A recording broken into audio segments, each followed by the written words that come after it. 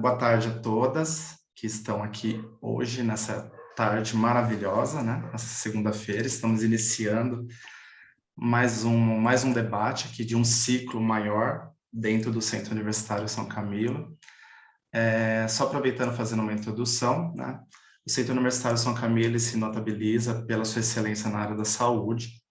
No entanto, aos poucos, o centro integra, né, um núcleo de direitos humanos e saúde mental, sim, essa relação entre direito e saúde mental, e também temos uma extensão especializada em projetos em direitos humanos. Então, aos poucos, o nosso centro universitário acaba se integrando aí nas melhores práticas, né, principalmente educacionais, para a integração dos alunos, dos discentes, numa nova realidade de respeito à diversidade, aos direitos humanos e para a formação de profissionais cidadãos. Né?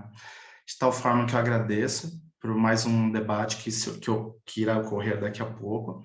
Esse debate faz parte de um evento um pouco maior, no qual no dia 25 de novembro nós iremos comemorar, na verdade, incentivar a difusão de ideias e debates contra a violência de gênero, um debate tão importante.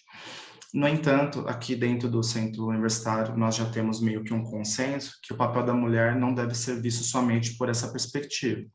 Nós temos inúmeros atores, claro, debatendo sobre isso, né, sobre a questão de violência e a proteção da mulher, mas também queremos verificar outras perspectivas, que nós poderíamos chamar de uma perspectiva de proativa, de inserção no meio social, no mercado de trabalho, em todos os meandros sociais. Este debate de hoje, ele se denomina Equidade no Mercado de Trabalho, né? Como incluir e gerir a diversidade. Ele é o terceiro de dois outros debates que já ocorreram. O primeiro sobre o papel da mulher no mercado de trabalho e o terceiro, que foi muito bonito, é um tema interseccional no qual debatemos o papel da mulher negra na atualidade. Então, hoje nós iniciaremos um novo debate. Eu agradeço a presença das minhas amigas e para mim é bastante emocionante, assim, para falar bem a verdade. Eu sei que a Adriana vai ficar um pouco de vergonha, mas eu vou falar. Hoje nós temos um evento de forma coletiva, né, com uma empresa chamada Consultoria Gema, que eu já acompanho há algum tempo, na verdade, que desde quando eu nasci, do primeiro post eu já estou acompanhando, porque eu estou conectado à rede da Adriana no LinkedIn.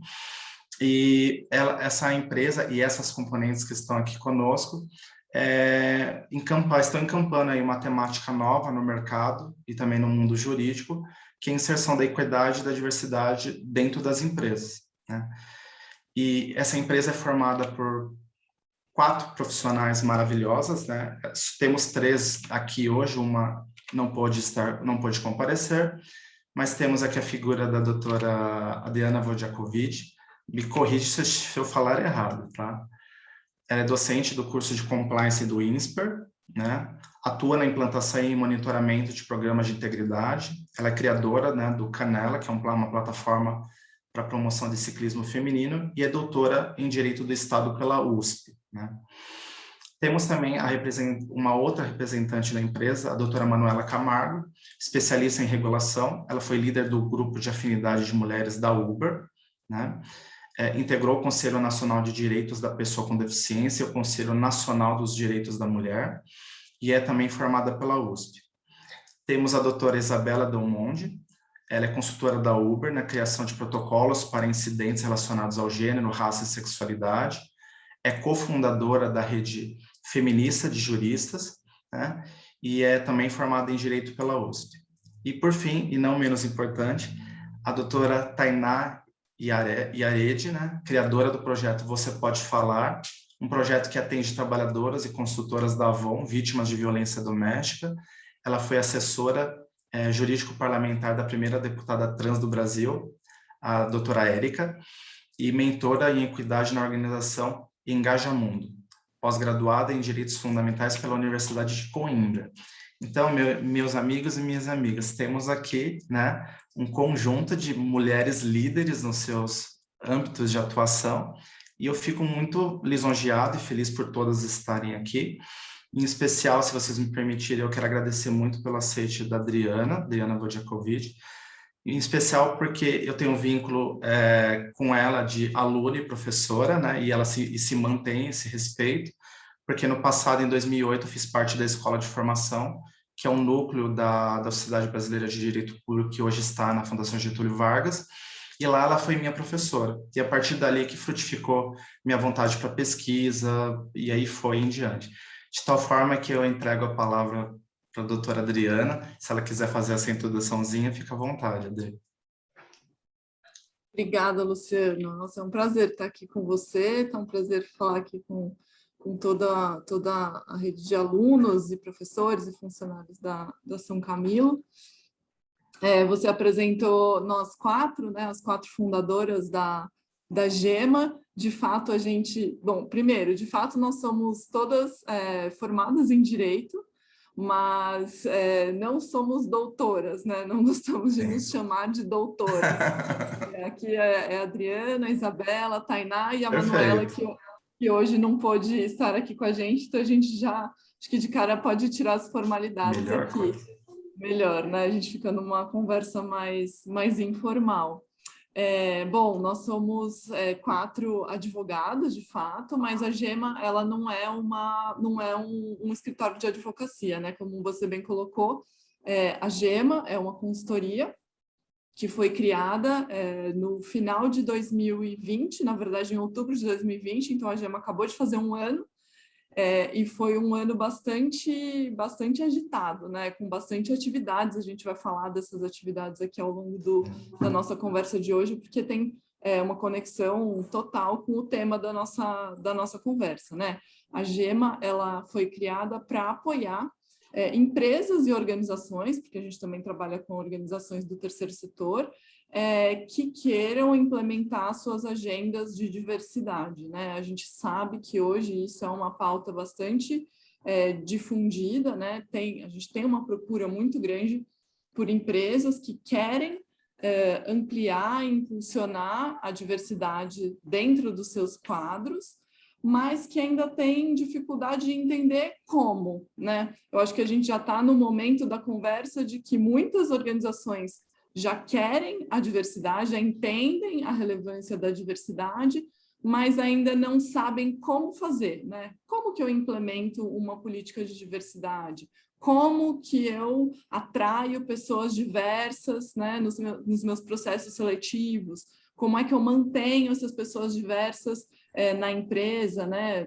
A gente sabe que às vezes a contratação acontece, mas pessoas diferentes não se mantêm nos ambientes, justamente porque encontram dificuldades ali de relacionamento, de como lidar com um ambiente que não foi feito para absorver essa diversidade, né? Então, diante de tudo isso, a gente criou a GEMA para trabalhar esses comos, né? Como fazer isso, como implementar essas políticas, como criar mais portas de entrada, como manter as pessoas, como fazer com que as pessoas sejam promovidas também, né? Pensar na carreira a longo prazo.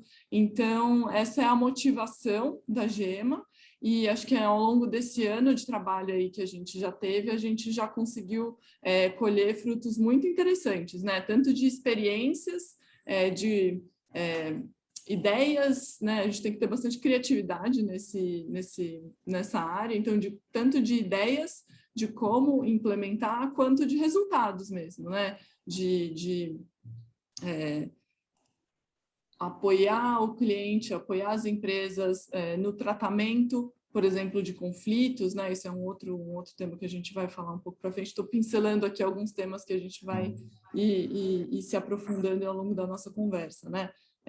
Como lidar com conflitos, como lidar com questões, às vezes, sensíveis e difíceis, mas que têm que ser lidadas, né? De forma objetiva, profissional, mas que traga acolhimento e que ajude na construção de ambientes mais seguros para todos e todas e mais inclusivos também.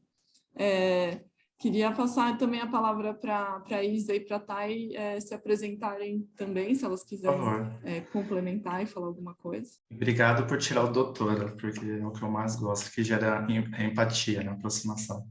Por favor, Isabela, tudo bem? Tudo bem, Luciano? Obrigada. É um prazer estar aqui hoje, né, com vocês. Sempre uma delícia falar com instituições de ensino. E acho que eu não tenho tanto nesse momento para complementar do que a Adriana trouxe. Acho que ela deu um bom olhar, uma boa abrangência. Espero que seja uma troca importante. A Gema acredita que a gente pode mudar o mundo, começando por dentro das organizações, e também que todas as pessoas têm um papel nessa transformação, né? Nos espaços e dos tamanhos que a gente tem. Então, nossa ideia também é sempre pensar em estratégias práticas simples que possam ser implementadas em grandes organizações, em pequenas organizações, que possam ser implementadas até mesmo na vida cotidiana de uma comunidade, para que a gente tenha um ambiente mais seguro, né? A gente acredita muito que a equidade se relaciona à segurança, né? Ao menos medo, menos violência, menos discriminação. Então, a gente também trabalha com esse norte. Vai ser um prazer e espero que seja produtivo para quem está aqui com a gente. Obrigado, Isabela. E você, Tainá, minha amiga? Quero me apresentar e primeiro agradecer, Luciana, a oportunidade da gente estar aqui com vocês, da gente poder conversar, bater esse papo, trocar essa ideia, construir conhecimentos transversais. Eu sou a Tainá, como a Adri disse, eu também sou formada em Direito, e acredito que é muito importante a gente ter esse atravessamento de conversa para compreender que muitas das vezes que a gente vê como um trabalho mais de militância, mais de ONGs e tudo mais, tem a ver muito mais com a nossa realidade no nosso espaço de construção do trabalho, de empregabilidade profissional, do que qualquer outra coisa. Então, novamente, eu reforço que é um prazer imenso estar aqui e que eu espero que a gente possa bater esse papo da melhor maneira possível. Obrigado, Tainá. Gente, se vocês me permitirem fazer uma introdução, quando eu convidei vocês, a temática estava bem inserida na linha dos direitos humanos, né? E acho que principalmente para o centro universitário, que é referência na saúde, acho que eu vou fazer uma pequena introduçãozinha. Quando a gente fala de direitos humanos, infelizmente, no meio social, ele está muito ligado ao que nós chamamos de direito dos humanos, né? Infelizmente, fazem essa relação como que só os direitos humanos não fossem de todos. E eu fico com uma sensação muito grande que parece que os direitos humanos, as empresas de direitos humanos não têm a menor correlação. Claro que tem na prática, mas no meio social parece que essa dimensão está meio longe. Mas, ao mesmo tempo, você verifica empresas, grandes empresas como a Avon e outras, investindo em diversidade e tudo mais. A gente verificou um caso há pouco de um jogador de vôlei que se expressou pelas mídias sociais em desrespeito à diversidade, à equidade e tudo mais, e teve as suas consequências. Atrelando a isso, eu que acompanho muito as redes de vocês, eu verifico que vocês falam muito sobre diversidade, que tem a ver com esse pano de fundo maior. Eu sei que vocês trabalham com isso, mas o que significa diversidade? O que é trabalhar com consultoria? Vocês estão com esses conceitozinhos bem amarradinhos, mas o que significa? E aí eu queria perguntar para a minha amiga Isabela. Isabela, o que significa tudo isso? Como que é na prática? Você podia nos dar uma ajudinha? Claro, lógico. Luciano, diversidade e equidade tem tudo a ver com direitos humanos, né? São coisas que caminham completamente juntas, inclusive quando você diz... Às vezes a gente tem, né, no público em geral, a percepção de que direitos humanos não tem nada a ver com empresa. Isso não só tem a ver, né, na perspectiva moral e ética e cidadã, mas também na perspectiva legal.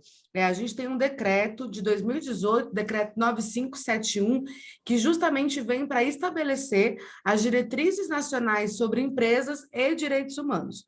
A gente teve durante um bom momento o foco dessa relação muito ligado aos aspectos trabalhistas típicos, né? Jornada de trabalho, remuneração, aspectos de hora extra, né? De respeito à mulher grávida, à mulher lactante. A gente tinha bastante esse olhar. E agora, o que a gente está vendo aprofundar as mulheres estão no mercado de trabalho? Estamos, né? A gente já entrou. Teve muito uma disputa primeiro para entrar. Claro que fazendo sempre um recorte de raça, tá, gente?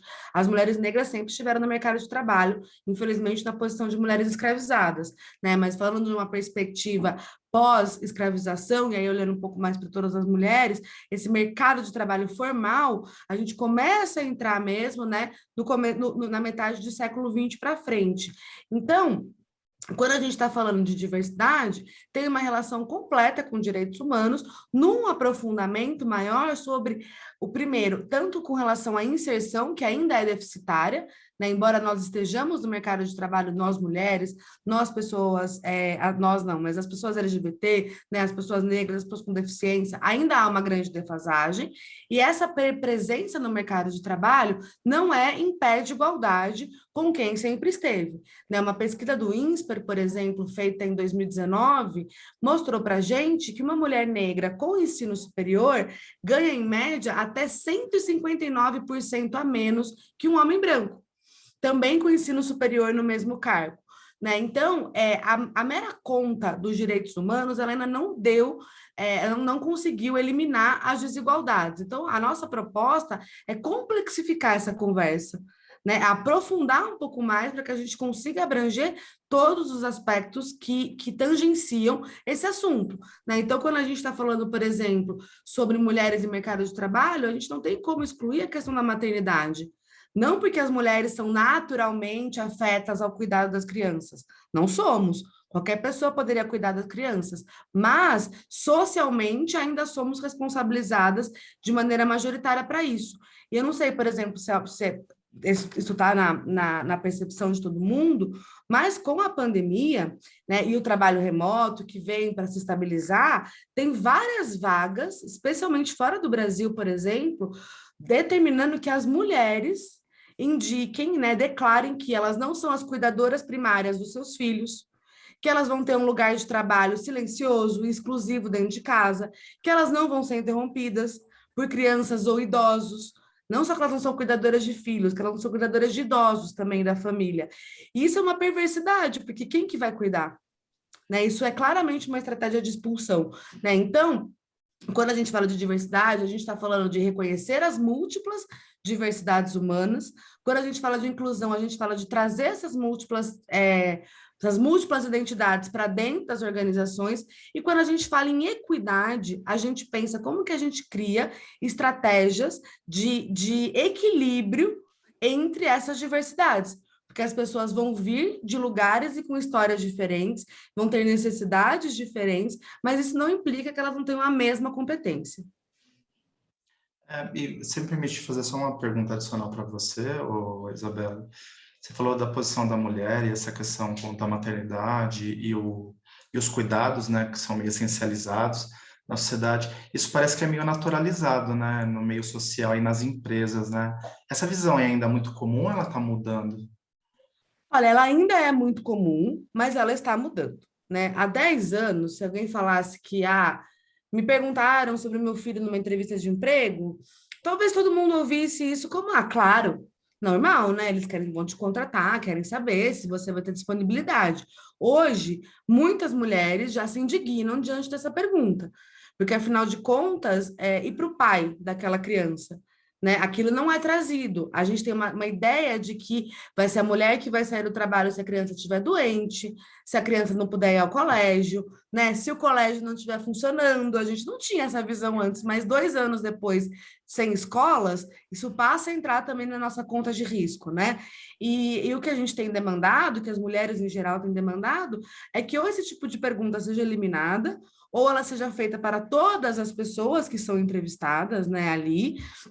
Mas ainda assim, ainda há empresas, muitas empresas, a exceção é o contrário. A exceção são empresas que se preocupam com isso. Tem empresas tão avançadas já no debate de diversidade que já superaram, por exemplo, o debate de incluir mãe, de contratar gestantes. Tem muitas empresas que estão contratando as mulheres grávidas, que elas sabem que vão sair de licença maternidade em poucos meses, e que já estão trabalhando com políticas de diversidade que incluem a família.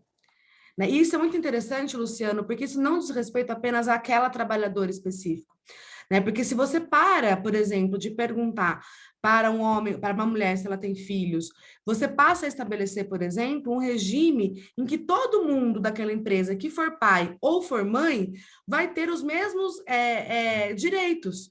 Vai ter licença, né? Vai ter afastamento, vai ter flexibilidade no retorno, vai ter a compreensão das intercorrências da vida, e com isso, se passa a atingir todo mundo o impacto que é ter uma criança, a gente elimina essa barreira de acesso, porque passa a ser algo que impacta todo mundo. né? E a partir desse momento você elimina essa barreira de acesso. Eu acho que isso é importante, né? Porque, principalmente quando a gente fala de uma sociedade dividida em divisão sexual, né, do trabalho e tudo mais, opressão por gênero, as mulheres acumulam vários papéis, né? E a gente tem que romper com isso, é dona de casa, mãe do esposo, praticamente, tem que trabalhar fora e ainda tem que ser penalizada porque engravidou. Eu achei bem interessante isso que você comentou, porque eu vi uma postagem dessa no LinkedIn, uma funcionária de uma empresa X, que ela se expressando que foi contratada, eu achei bem interessante. E nessa questão da inclusão, a diversidade, eu creio que não se resuma só a mulheres, né? Mas a pergunta é, quando a gente fala de equidade e de inclusão, e aí eu direciono a pergunta aqui para minha amiga Tainá, Tainá, quando a gente fala de inclusão, diversidade, quem são os atores, quem são as figuras que essas políticas empresariais buscam inserir? Bom, quando as empresas, organizações, espaços em geral, vem trazendo essa ideia, essa pauta de inclusão, de diversidade, o que se pensa é naqueles grupos que a gente já conhece, aqueles grupos que tradicionalmente já estão inseridos nessa lógica de afastamento do mercado formal de trabalho. Então, são pessoas que estão na personificação do não lugar de profissões formais. Você vai olhar para minha cara e não vai ver um advogado, porque o advogado é aquele cara alto, branco, com uma pasta na mão e um terno. Você não vai ver uma mulher com uma criança numa reunião, que é o que poderia ser comum, que na verdade uma criança não necessariamente atrapalha uma reunião de trabalho, mas nós não temos a cultura da inclusão, da ideia da família, que é o que a Isabela estava falando, dentro desse espaço. Nós temos uma dificuldade também de grupos específicos ingressarem dentro do mercado de trabalho, como grupos de pessoas negras, grupos de pessoas de povos tradicionais, de pessoas indígenas, pessoas da comunidade LGBTQIAP+, pessoas com deficiência e entre outras existências, com a questão do etarismo, por exemplo, que fazem com que determinadas existências sejam apartadas da possibilidade de compor o mercado de trabalho, seja na manutenção da existência dessa pessoa enquanto profissional no espaço que ela já está, seja na inclusão de pessoas que são vistas como pessoas diversas, porque, na verdade, não incorporam a ideia de um profissional contratado, colaborador de um parceiro recém-chegado nessa lógica formal de trabalho. Isso especificamente com o mote do grupo empresarial, mas também tem a ver com espaço de governo, também tem a ver com organizações da sociedade civil e outros espaços. A gente tem, na verdade, uma discrepância de grupos que acabam não participando dessa ideia da formalidade. E aí o que a gente acaba tendo é mais de 50% da sociedade brasileira, de acordo com o PNAD, trabalhando em regime de informalidade. E o crescimento daquela cultura da MEI, né, da pessoa que é um empresário de si, que é algo muito ruim, porque acaba fazendo com que as pessoas não tenham acesso a políticas sociais e não tenham a formalização que permite com que elas tenham e possam constituir uma estrutura socioeconômica, social, psicológica de conformidade. Mas eu acredito que para a gente pensar essa fala da diversidade para dentro de organizações, essa fala da inclusão, nós precisamos compreender que há um atravessamento na ideia da subalternidade, das sujeições, que essas pessoas em si, buscando ou não espaços profissionais de trabalho, elas vão acabar sofrendo possivelmente microagressões. E essas microagressões podem ser maiores ou menores a partir da ideia de interseccionalidade, que é a intersecção, a junção ou a passabilidade de uma sobreposição de sujeição em detrimento da outra. Então, uma mulher vai sofrer uma questão de sujeição por ser mulher, ela vai receber menos do que um homem apenas pelo fato dela ser mulher, independente se ela tiver a mesma construção de currículo, a mesma expertise, o mesmo tempo de trabalho. Mas se ela for uma mulher negra, ela vai sofrer isso de uma maneira mais pesada, de uma maneira mais difícil. Se for uma mulher preta da comunidade LGBTQIA+, ainda mais. Se for mãe, ainda mais.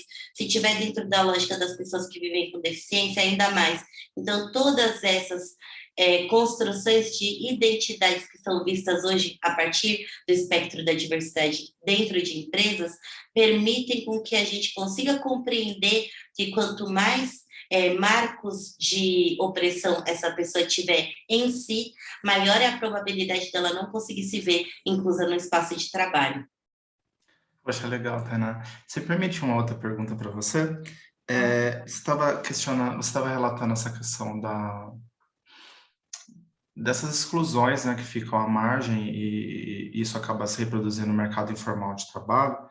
Minha pergunta é a seguinte: quando as pessoas, quando o olhar menos crítico, né, e mais simples, quando ouvem esses discursos, né, acabam sendo atravessados por aquele discurso meio comum da questão da falta de esforço, né, que é o famoso meritocracia, né? Então você vai ouvir muito no debate que, por exemplo, mulheres negras não têm acesso porque não estudam tanto quanto, não têm acesso a uma universidade por tanto quanto. Como romper com esse tipo de discurso? Como que mudar? Como que uma empresa pode ter uma visão diferente e olhar essas situações de uma maneira diferente, permitindo a diversidade?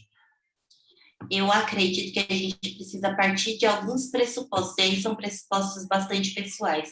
O primeiro dele é reconhecer que para você pensar na meritocracia, você precisa entender que todo mundo parte do mesmo lugar. E isso é impossível, porque as pessoas têm experiências diferentes, famílias diferentes, ou não têm oportunidades diferentes, interesses diferentes, e todos esses compostos e muitos outros vão fazer com que essas pessoas cheguem ou não em determinado lugar, em determinado espaço, seja ele profissional ou não. A segunda questão é entender que nós temos uma questão de diversidade ou de inclusão que tem muito mais a ver com a forma com que a história social brasileira, a forma com que as sociedades modernas e complexas do mundo se constituíram, do que com força e de vontade. Porque não é por falta de vontade que uma mulher deixa de ir para o mercado de trabalho quando ela tem um filho. Talvez seja porque nós temos uma sociedade constituída para entender que mulheres, quando têm filhos, precisam ter o filho como prioridade e deixar a vida dela, seja pessoal, profissional e tudo mais, de lado. A gente precisa ter em vista que a grande parte, mais de 73% das empregadas domésticas no Brasil, por exemplo, são mulheres negras. E a gente precisa lembrar que isso não é um marco que aconteceu, isso vem de uma cultura sócio-histórica social que coloca mulheres negras no lugar de servidão, que antes essas mulheres eram escravas na Casa Grande, escravizadas nesse lugar, e aí elas conseguem compor uma renda familiar e fazer com que sua família passe a existir no pós-escravização a partir do trabalho doméstico, a partir do trabalho que era feito na rua, vendendo um doce, vendendo uma verdura, que já era um trabalho feito na época da escravização com os escravos de ganho.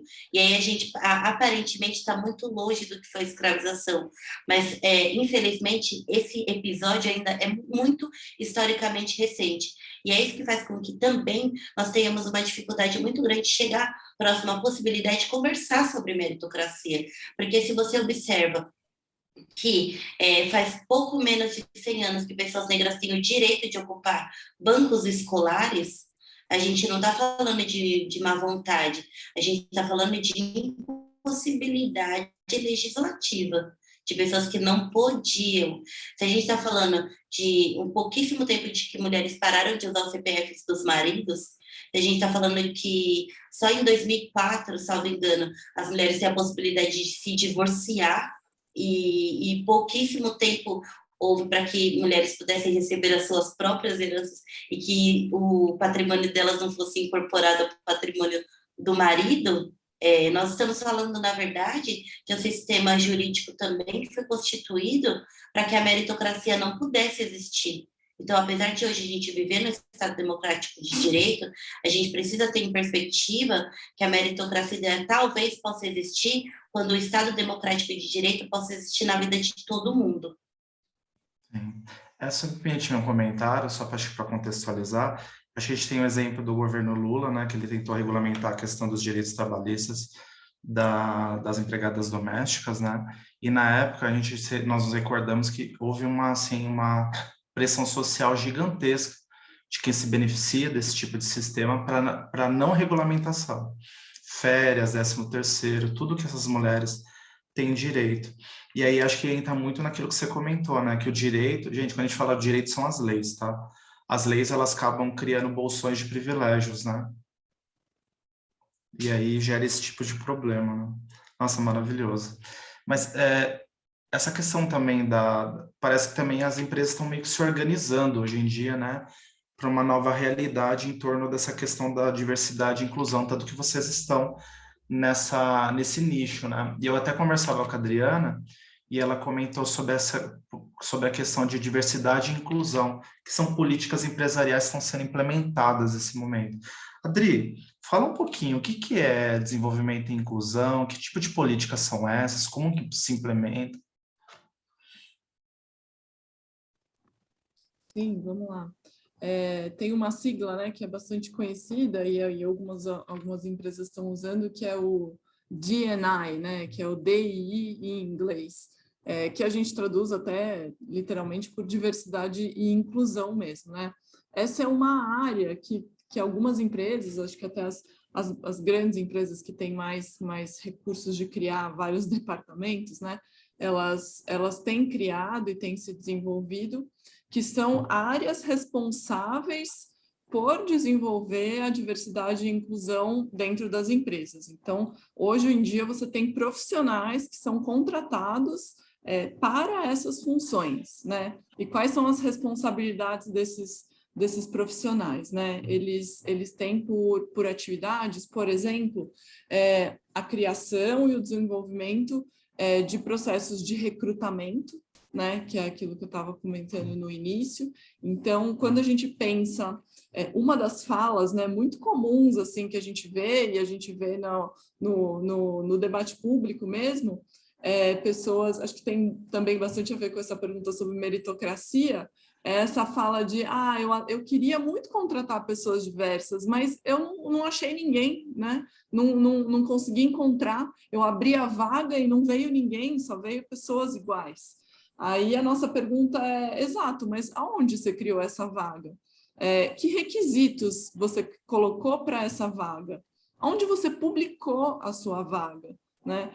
Isso, por exemplo, são questões que às vezes parecem triviais, mas que são essenciais para você conseguir quebrar a lógica da reprodução do que a gente tem hoje, né? Se você não pensa criticamente nessas etapas, por exemplo, de recrutamento, você vai chegar no mesmo resultado que você sempre teve, né? Se você não altera esse processo, o resultado vai ser sempre o mesmo. Então, o profissional de diversidade e inclusão, e aí a gente, por exemplo, como consultoria, né, como GEMA, a gente trabalha muito em conexão com esses profissionais, a gente atende esses profissionais dentro das empresas, em, por exemplo, fazer o desenho dessas vagas. Então, pensar, olha, para essa vaga de analista, para essa vaga de estagiário, por exemplo, né? Quais são os requisitos que você efetivamente precisa, porque aquele cargo precisa de algumas habilidades X, Y, Z, ou quais são as habilidades que você está pedindo, mas que são completamente desnecessárias, né? Que essa pessoa nunca vai precisar se utilizar dessas habilidades no desempenho das suas funções. Um exemplo clássico disso é a exigência de idiomas, né? Muitas vagas colocam como requisito a pessoa ter fluência ou ter uma capacidade, um conhecimento grande no inglês, né? Isso às vezes vira uma praxe de solicitar. Mas quando você vai ver o dia a dia do trabalho daquela pessoa, não envolve usar o idioma inglês, né? Então, por que você está requisitando, né? Então, esse é um dos requisitos que a gente já começa a questionar, né? É preciso mesmo? A pessoa vai precisar na função? Se ela vai precisar na função, por que a empresa não pode apoiá-la na sua própria formação, né? Também isso é um segundo passo, né? Você precisa necessariamente ter a pessoa pronta na hora que ela entra, ou você consegue desenvolver algumas habilidades enquanto ela está no seu trabalho, né? Já desempenhando.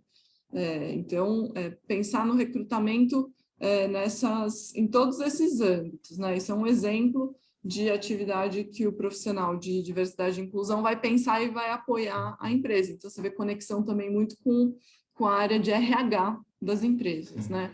Uma outra frente aí que a gente tem de um trabalho de diversidade e inclusão é no treinamento, né? No treinamento da equipe como um todo de uma empresa, né? Desde, por exemplo, trazer esses conceitos que a Isa já falou aqui no início, né? De todos terem conhecimento, né? Todos terem consciência do que significa um ambiente inclusivo, do que significa um ambiente com diversidade, do que significa um ambiente que tem equidade, e treinar efetivamente as pessoas para lidar e para conviver e para se relacionar com pessoas diferentes, né? Então, como é que a gente não parte, por exemplo, para algo que a Tainá já mencionou, para as microagressões, né? Esse tema de microagressões é bastante relevante e a gente faz bastante treinamento sobre isso também, né? Às vezes, na fala, na forma como a gente se comunica com as pessoas, já estão embutidos preconceitos, agressões, violências, né?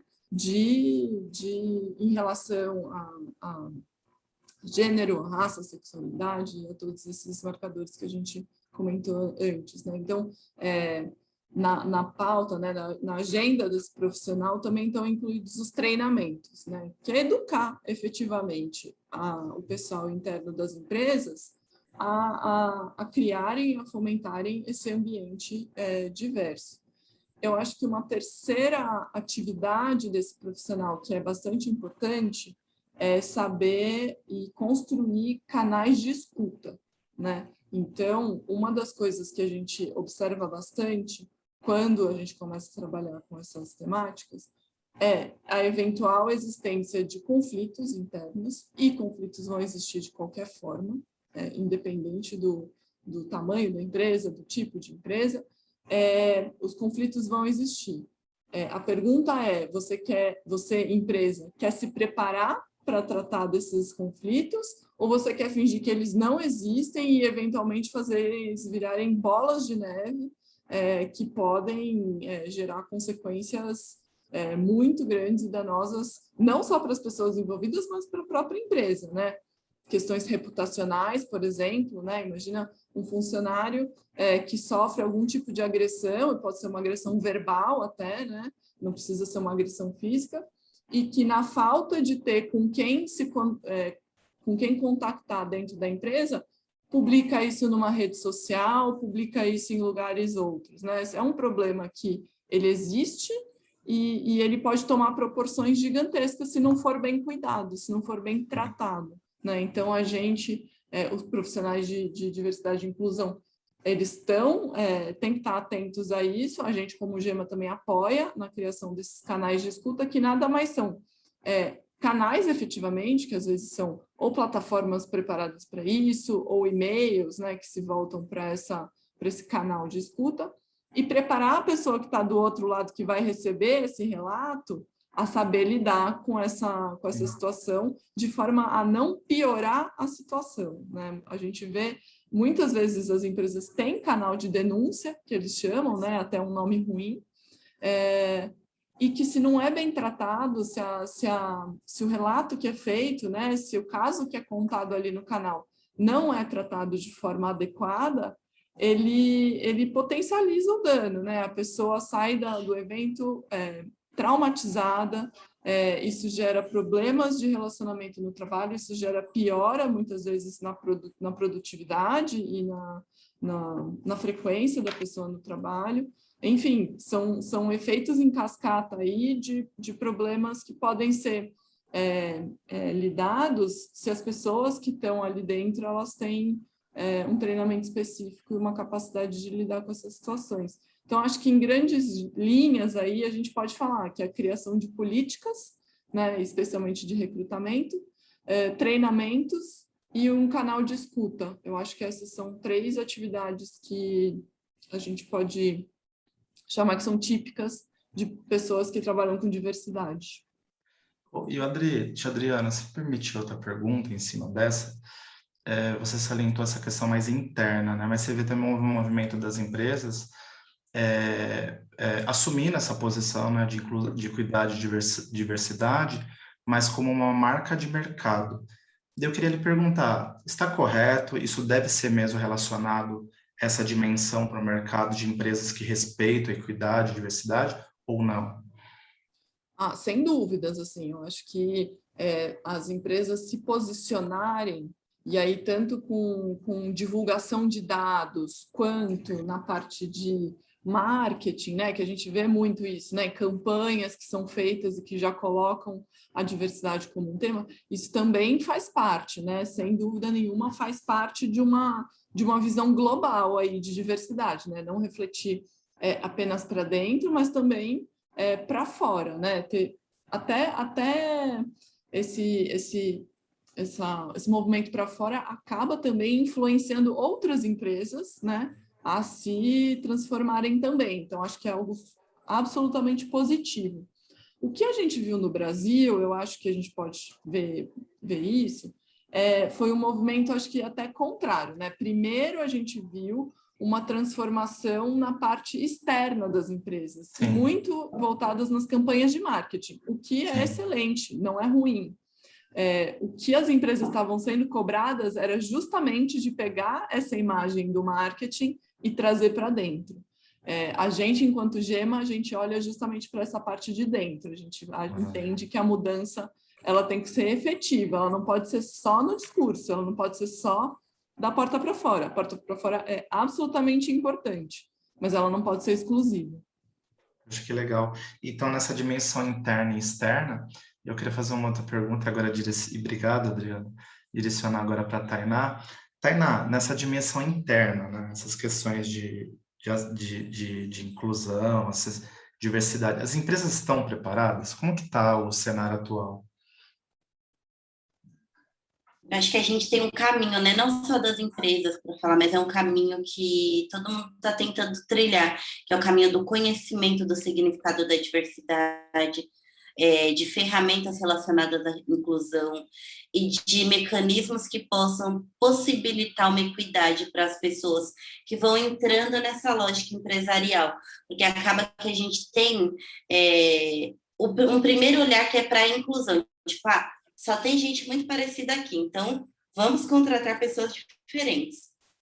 E aí, quando você contrata e percebe que essas pessoas não estão se encaixando naquele ambiente, ou você perde o investimento que foi feito para a inclusão dessas pessoas, ou você para e pensa no que é que está acontecendo para que essas pessoas não consigam ficar naquele ambiente que foi desenhado para que todo mundo pudesse trabalhar de maneira igualitária.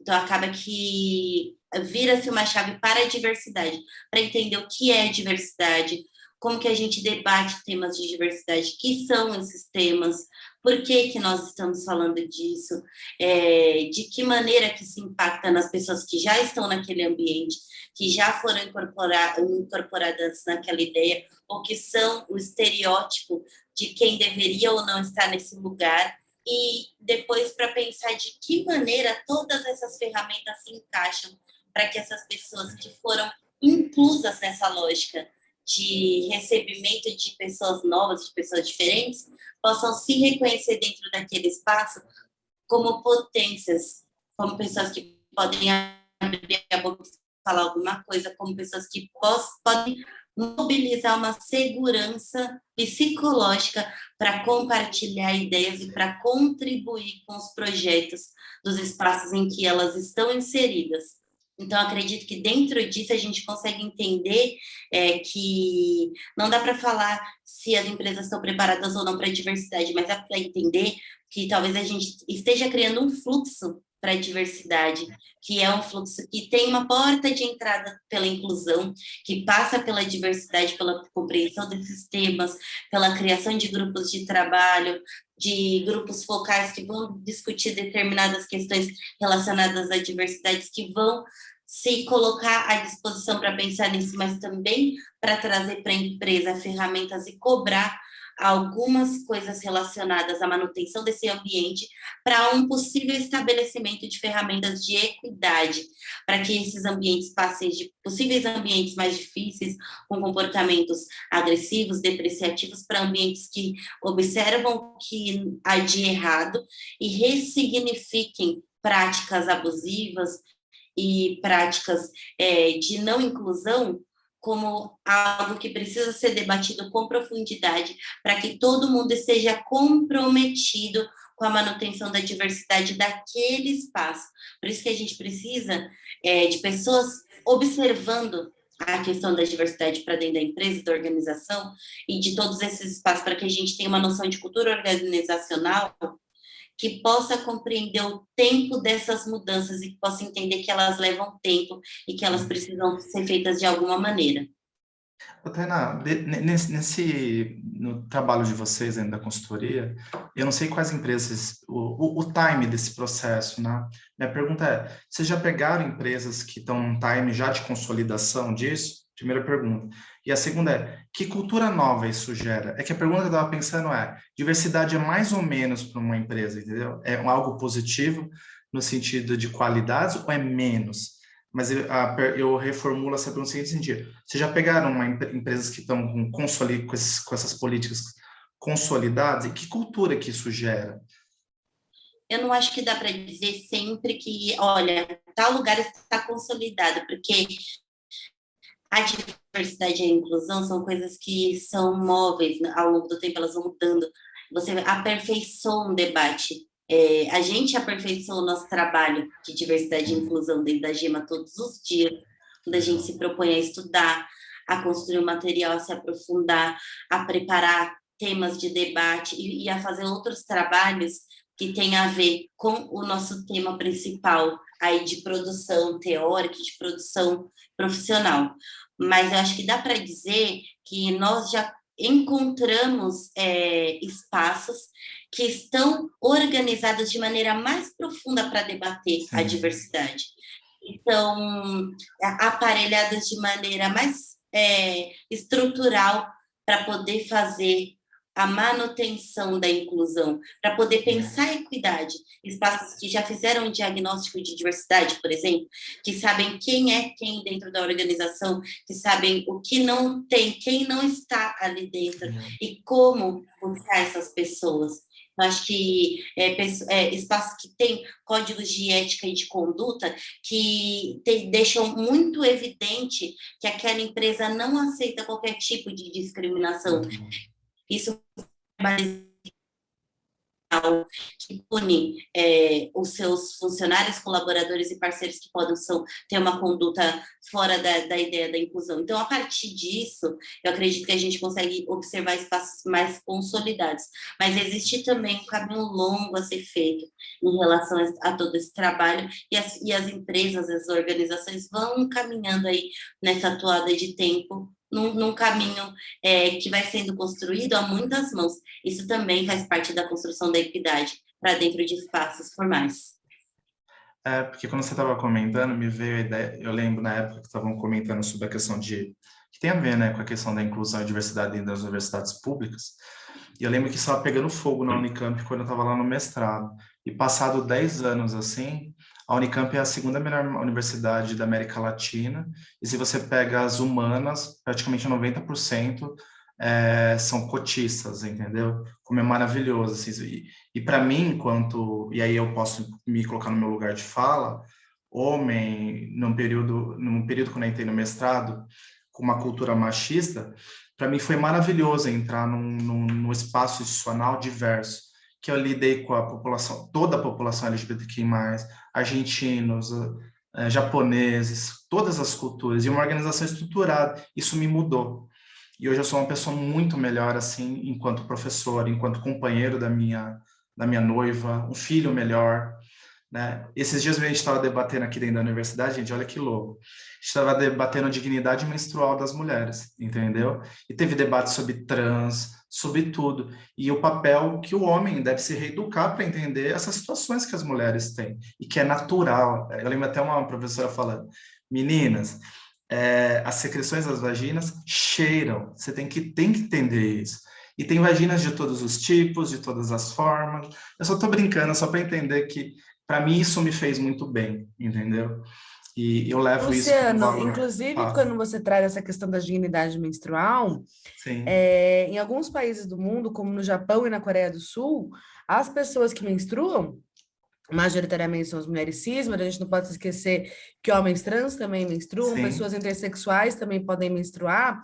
As pessoas que menstruam têm um direito a uma flexibilidade do contrato de trabalho no período menstrual, porque pode, para algumas pessoas que menstruam, a menstruação ela não é incapacitante, né? Sim. Você continua numa vida cotidiana. Para outras pessoas né? Por cólica, por endometriose, por um excesso de fluxo. E, de fato, é um dos assuntos mais tabus que a gente tem hoje. Acho que outros assuntos estão sendo desvelados, né? Como a pobreza menstrual, como um problema seríssimo no Brasil, né? Envolvendo, inclusive, as mulheres presas, né? As presidiárias do Brasil. Então, sem dúvida, isso que a Thay e a Adri trazem da gente não ter um ponto de chegada, né? Não existe, olha, agora você está perfeito, agora você... Até porque as empresas mudam, as pessoas entram e saem, é um trabalho permanente. Mas, assim, Luciano, e eu concordo muito com o que você traz, dessa mudança de pessoas ao nosso redor enriquecerem muito a nossa vida, e o que todas as pesquisas, sejam acadêmicas ou mesmo pesquisas de mercado, né? O Merrill Lynch tem pesquisa nesse sentido, a McKinsey tem pesquisa nesse sentido, de que empresas com maior diversidade são mais lucrativas, mais criativas e mais eficientes. O que é meio óbvio, né? Quando você para pensar que todo mundo tem o mesmo background cultural, econômico, educacional, vai ser difícil ter muita ideia diferente, né? Se você, por exemplo, olhar para as redes sociais, são todas criadas e fundadas por homens, elas são todas iguais. Sim.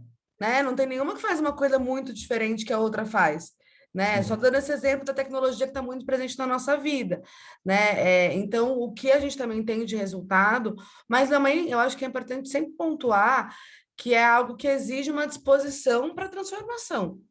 Né? A transformação não é algo que vem sem custos, né? Sem custos subjetivos e objetivos. Mas, quando a gente está abertos e abertas a essa transformação, verdadeiramente abertos, eu acho que a gente consegue perceber o quanto que nós mesmos aumentamos, né? A nossa percepção sobre as coisas, de como é impactante para a gente, né, de como a nossa vida pode ficar muito melhor, né? Superando o medo do desconforto, né? E aproveitando, Isabela, eu estou ouvindo o discurso seu e ficando maravilhado, mas me vem muito à mente que talvez essas políticas sejam para só empresas grandes. Estou errado ou as médias e pequenas podem adotar? Como que funciona isso? Olha, não, essa percepção de que é só para empresa grande, ela não é verdadeira, né? Todo mundo, vamos dar aqui, né, um exemplo da própria Gema, né? Quando a gente olha para a nossa composição, 3 mulheres brancas e uma mulher negra como fundadoras da organização, é claro que a gente consegue perceber que tem uma ausência de paridade. Né? Então, como que a gente vai resolver isso? Como que a gente fez para a gente ter menos desigualdade racial nesse início, né? A nossa contratação de fornecedores para a Gema contemplou aspectos da diversidade, né? Então, fornecedores fixos da Gema são pessoas negras, né, que estão liderando as suas empresas e nos atendendo como clientes, né? E uma empresa com 4 pessoas, né? Então dá para fazer. A gente inclusive lançou um guia esse ano com a ONU Mulheres. Eu vou deixar aqui no chat o link para vocês encontrarem, mas um guia para a aplicação dos WEPs, que são os princípios de empoderamento da ONU Mulheres, né? São princípios internacionais de empoderamento das mulheres no mercado de trabalho, e a gente fez para startups, pensando nas fases de toda a fase de existência de uma startup, que veio desde a ideia até a escala, né? Então, pensando desde quando, por exemplo, vamos pensar em um Nubank, que era uma startup, né? Quando ele começou ali sendo essa ideação, e hoje ele é um mega banco, né? Ele não começou como um mega banco, ele começa pequeno, né? Dá para pensar em estratégias. Então, por exemplo, você pode promover debates, você pode refletir com quem que você está tendo as suas ideias, né? Se você, por exemplo, né, você está com vontade de começar um negócio com um amigo seu, uma amiga sua, tudo bem, as relações são de confiança, né? A gente sabe, montar uma organização é pautado também pela confiança.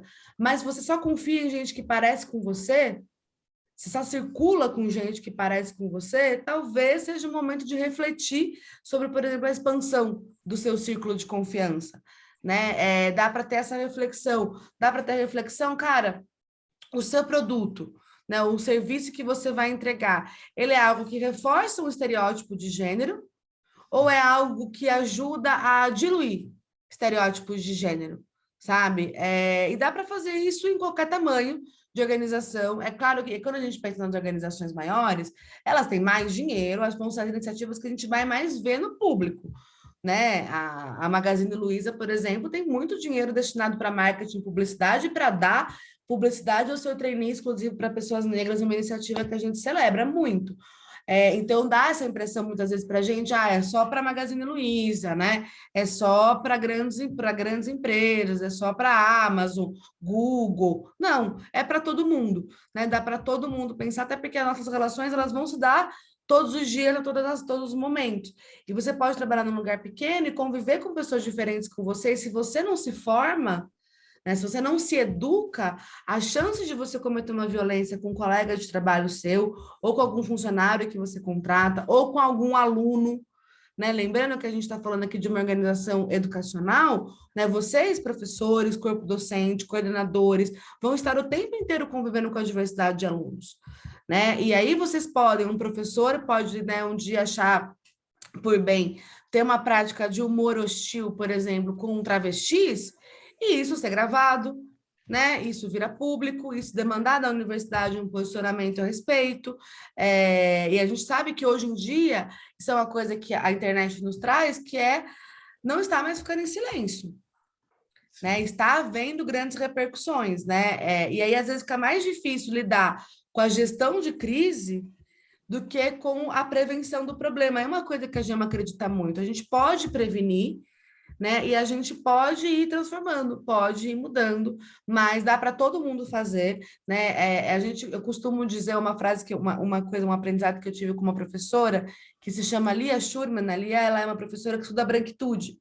Então, quando eu fui me haver com o meu racismo, né? Fui estudar branquitude e tal, e ela fala: uma criança de 5 anos tem uma posição na luta antirracista, né? E assim como uma pessoa de 90 anos tem uma posição dentro dos tamanhos que você ocupa no mundo, né? Uma criança de 5 anos, ela vai no playground do prédio, ou vai na pracinha, ou vai no clube, ou vai na escola, né? E se ela ouvir, por exemplo, um comentário racista a respeito do cabelo da sua coleguinha negra, se ela tiver pais em casa, e isso, uma escola e uma comunidade ao redor que estão falando que aquilo não é bacana, muito provavelmente ela pode se posicionar. Fala, cara, isso não é legal. E é isso que ela pode fazer. Ela vai eliminar o racismo no mundo com isso? Claro que não, porque é um trabalho coletivo, mas tem espaço para todo mundo atuar sim. Então, até relacionando o que você afirmou agora com o que a Tainá salientou que as violações muitas vezes ocorrem por microviolações, né? É o jeito de olhar, é o jeito de falar. Relacionando com o que você acabou de falar, eu posso entender também que as inovações e a melhora são micros, então, também? Nessa relação interpessoal, é no micro, é no dia a dia mesmo? Cris, você quer responder?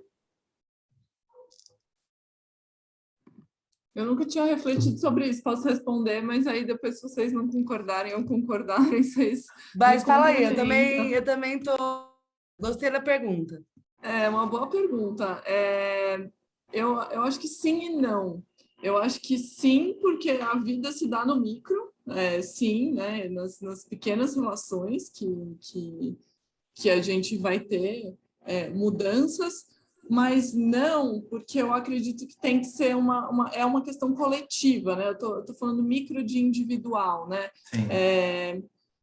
Não no sentido de que tem que ser coletivo, tem que ser algo pensado e trabalhado de forma macro, de forma coletiva. Acho que não tem como você falar do micro, nesse caso, sem o macro. Com certeza, é no micro que você vai se refletir, sim, mas você precisa do coletivo para orientar, né? Para dizer, é para aqui que a gente está indo, é para cá, entendeu? Eu acho não que sei, também, eu vejo desse jeito. Eu acho que tem as duas coisas. A vida, né, ela acontece no pequeno, né? Sim. Ela acontece nas trocas micro. E, no geral, o micro, o privado, sempre teve destinado às mulheres. Né? Se a gente tem uma frase, Luciano, que eu gosto muito, que eu não sei se eu vou estar citando ela certinho, mas é uma frase do Saramago, que ele fala assim, que além dos sonhos, são as conversas das mulheres que sustentam o mundo na sua órbita. É uma coisa nesse sentido, né? Não existe nenhum CEO que está abrindo um pregão de uma bolsa de valores que não tenha tido uma mulher por trás passando a camisa que ele está usando, né, naquele evento. Né? Então, isso só deixando um exemplozinho do quanto que a gente tem uma série de coisas do cuidado, né? Uma série de aspectos da economia do cuidado, da economia do pequeno que eu digo do micro, no sentido da proximidade, não da irrelevância, evidentemente, que sustentam o mundo. Né? Então, eu acho que essa temática ela vai ter micro mudanças, mas que vão ter, sim, um impacto macro. Né? Porque é uma movimentação que pode causar uma grande transformação estrutural. E eu não estou aqui com um papo liberal de que se cada um fizer a sua parte, a gente muda o mundo.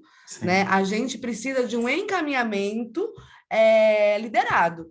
Né? Nesse sentido que eu estava falando, que o micro, o macro que orienta. Exato. Sem o coletivo, sem o macro. Tem uma orientação estrutural, né? Exatamente. Isso, porque a Adriana e a Isabela estão comentando, daí me vem insight, né? Quando você tem políticas que vêm de maneira construída dentro de empresas, né, que são normalmente estruturadas de maneira vertical, né? Você tem um maior controle, você tem instrumentos para aplicar, acho que o impacto deve ser maior. É isso mesmo? É isso mesmo. Quando você tem instrumentos, né? Quando você tem um planejamento, acho que a gente pode fazer vários paralelos com políticas públicas. Né? Como é que você faz uma boa política pública de transformação social? Vamos pegar o Bolsa Família. O Bolsa Família, né? Infelizmente, aí, recentemente extinto, mas que foi considerado o melhor programa de transferência de renda do mundo pela ONU, o Bolsa Família, ele para aquela mulher da ponta, um valor que ela vai comprar em uniforme e livro escolar para o filho dela. Né? Mas quando a gente faz isso com 40 milhões de famílias, você está mudando toda a economia nacional. E como é que você chega nesse final? Né? Tendo dados. Então, a nossa nosso trabalho é mais ou menos essa mesma linha. Né? A gente vai fazer um diagnóstico das organizações onde a gente vai trabalhar, a gente vai entender quais são as suas potencialidades e os seus desafios, né? Onde já está resolvido em termos, por exemplo, numéricos, onde já tem diversidade e onde não tem. Né? E aí, com base nesses dados, você faz um planejamento. Planejamento tem métrica, planejamento tem meta, planejamento tem indicador, planejamento tem processos, tem projetos, tem responsáveis e tem gestão. Né? Então, é algo muito comparável a uma política pública, né? O que a gente se propõe a implementar são processos, e aí, política pública, ela só acaba quando o problema é superado, né? E a gente não viu ainda, então, assim, pode ser que não seja mais necessário daqui a alguns anos, daqui a algumas décadas, pode, mas aí vai significar que a gente fez um bom trabalho, né? Que eu acho que é o lugar que a gente almeja chegar, mas tem que ter planejamento. Bacana. E aí eu quero fazer uma última pergunta para a Adriana, relacionando com o que a Isabela falou. O que as empresas estão exigindo atualmente, Adriana? O que essas políticas, o que isso reverbera? Olha, o que a gente vê no mercado hoje, que era justamente o que eu estava falando, aquela parte que eu falei de quando uma empresa faz ações e que ela divulga essas ações, né? Ela coloca no seu marketing ou ela revela os seus dados, né? Em relatórios de sustentabilidade, por exemplo, que no final do ano as empresas normalmente publicam, você começa a ter um movimento de mercado, né? Passa a não ser só uma ação de uma empresa, mas acaba se influenciando as outras, né? Eu acho que nesse movimento de influência, a gente tem dois tipos de atores bastante importantes e que estão estão impulsionando mesmo a pauta de diversidade.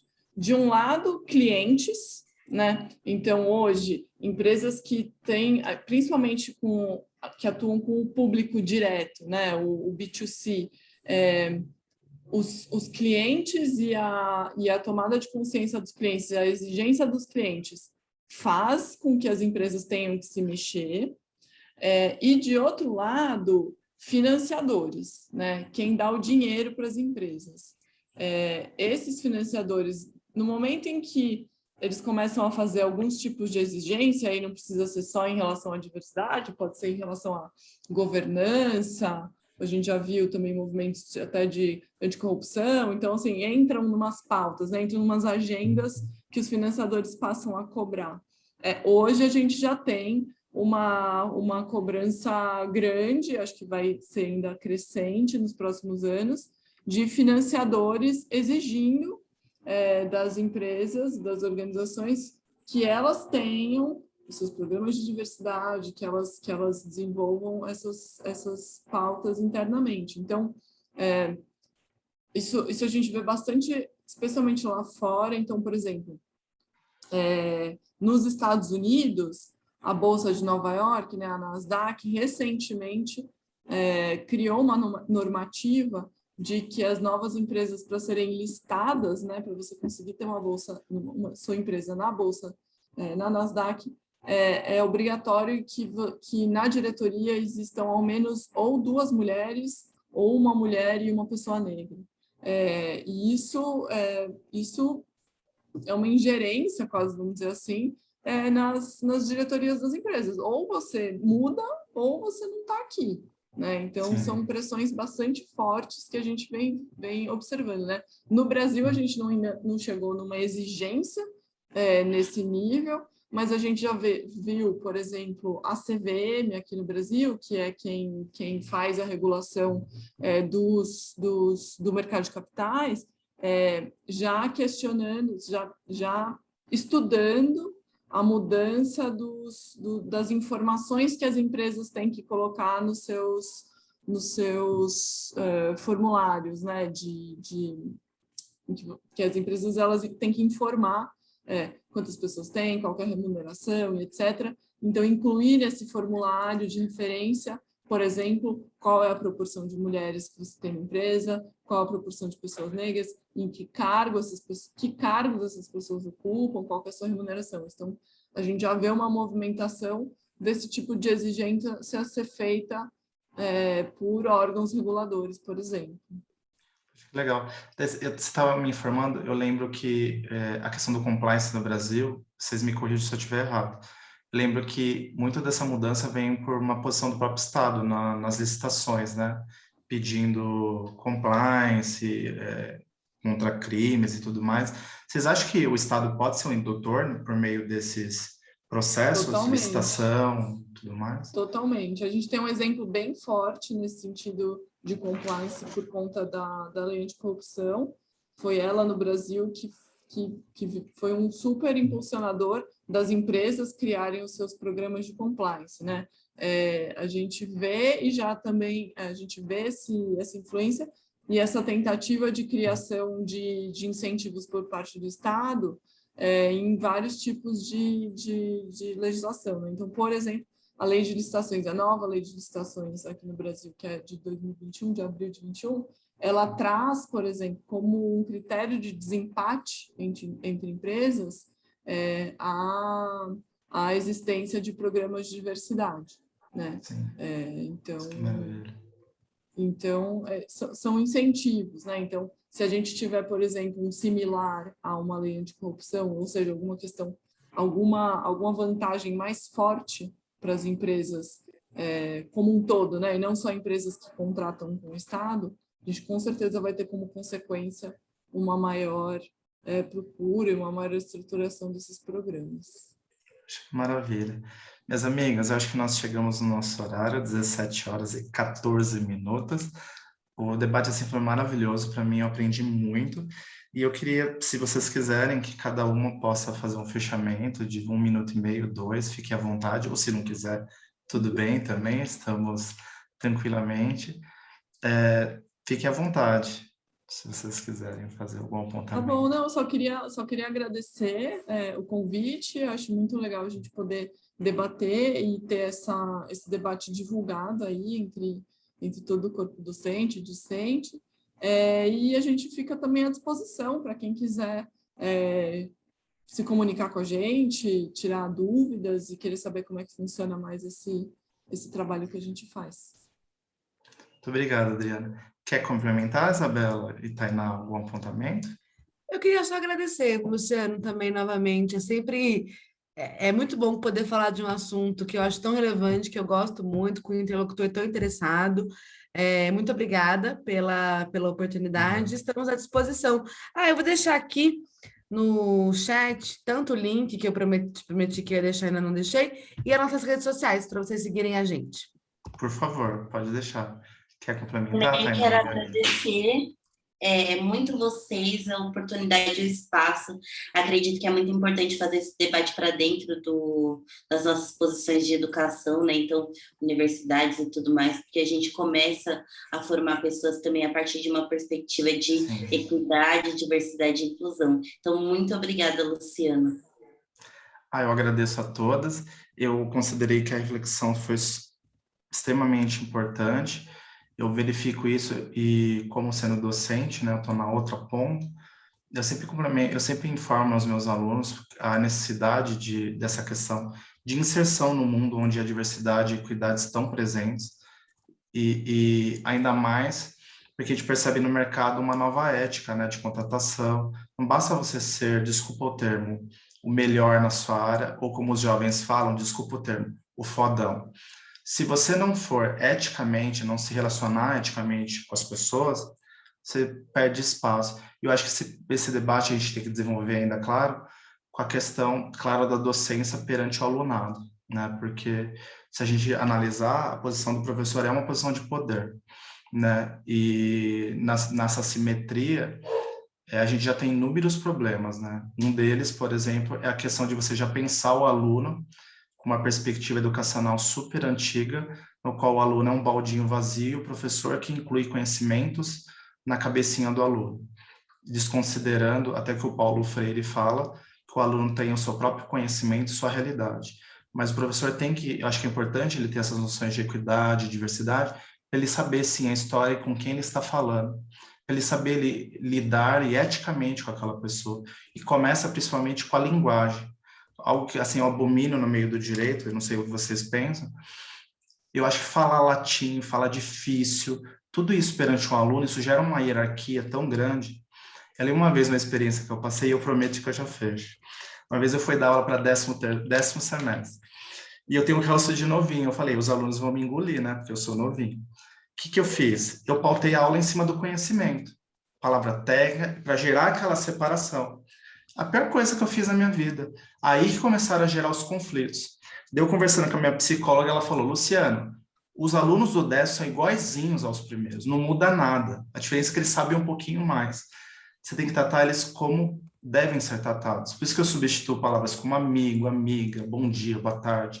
Palavras simples, que geram aproximação, né? E praticamente todas as minhas turmas eu tenho na minha mão, assim, no sentido de exigir atividades, pesquisas. E eu acho que um ponto importante é que, principalmente no direito, você verifica que 80% do alunado são mulheres. E como elas são muito esforçadas, entendeu? E eu acho que a gente tem que começar a repensar também a posição dos meninos nos centros universitários, porque você vê uma discrepância assim enorme de experiência de vida, de iniciativa para o mercado de trabalho. Por exemplo, a maioria das minhas orientadas são mulheres, porque elas são super interessadas, né? Você dá pesquisa, elas falam, quer fazer projeto social, faz. Aqui dentro do Centro Universidade São Camilo, boa parte dos componentes são mulheres, e a gente vê que, apesar dessa questão da vulnerabilidade do debate, eu acho que vocês estão na crista da onda, assim, nesse sentido, né? E eu acho muito bom e maravilhoso. E é bom que os meninos comecem a correr atrás, que eles vão perder espaço no mercado de trabalho, se não melhorarem. Tá bom? Tomara. Tomara. Gente, obrigado. Vocês são maravilhosos. Imagina, E Luciano, foi um prazer. prazer é meu. Adri, coração para você. Sou seu fã e fã das suas colegas agora. Muito obrigado. Obrigada, gente. Tchau, tchau. Gente, boa tarde, bom trabalho. Obrigado.